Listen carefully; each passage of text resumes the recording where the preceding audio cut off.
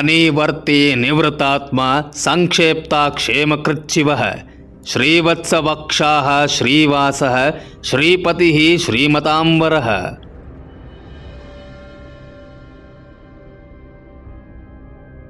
ದೂರ ದೇಶದಲ್ಲಿರುವ ಮಕ್ಕಳು ಕ್ಷೇಮದಿಂದಿರಲು, ಹೊರಗೆ ಕೆಲಸಕ್ಕೆ ಹೋಗಿರುವ ಪತಿ ಸೋದರ ಸೋದರಿಯರು ಕ್ಷೇಮದಿಂದಿರಲು, ವಯಸ್ಸಾದ ತಾಯಿ ತಂದೆಯರು ಕ್ಷೇಮದಿಂದಿರಲು, ಶಾಲಾ ಕಾಲೇಜಿಗೆ ಹೋಗಿರುವ ಮಕ್ಕಳು ಕ್ಷೇಮದಿಂದಿರಲು, ಇಡೀ ಕುಟುಂಬದ ಹಿತಚಿಂತನೆ ಮಾಡುತ್ತಿರುವ ಪತ್ನಿ ಹಾಗೂ ಅವರ ಮನೆಯವರು ಕ್ಷೇಮದಿಂದಿರಲು, ಕುಟುಂಬದ ಎಲ್ಲರ ಯೋಗಕ್ಷೇಮಕ್ಕಾಗಿ ಹಾಗೂ ಸಮಾಜದ, ದೇಶದ, ಜಗತ್ತಿನ ಎಲ್ಲರ ಯೋಗಕ್ಷೇಮವನ್ನು ಬಯಸುವವರು ಹೇಳಿಕೊಳ್ಳಬೇಕಾದ ಶ್ಲೋಕ ಇದು.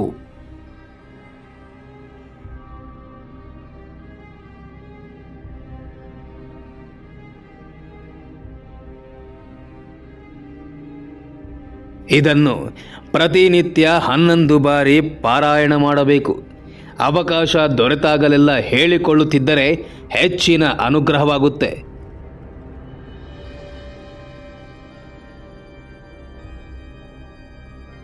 ನಾವು ಮಾಡುವ ಯಾವ ಪ್ರಯತ್ನಗಳು ಕೈಗೂಡದೆ ಹೋದಾಗ ಸರ್ವಸಿದ್ಧಿ ಮಂತ್ರವಾದ ವಿಷ್ಣು ಸಹಸ್ರನಾಮ ರಾಮಬಾಣದಂತೆ ಆ ಸಮಸ್ಯೆಗಳನ್ನು ನಿವಾರಿಸುತ್ತದೆ.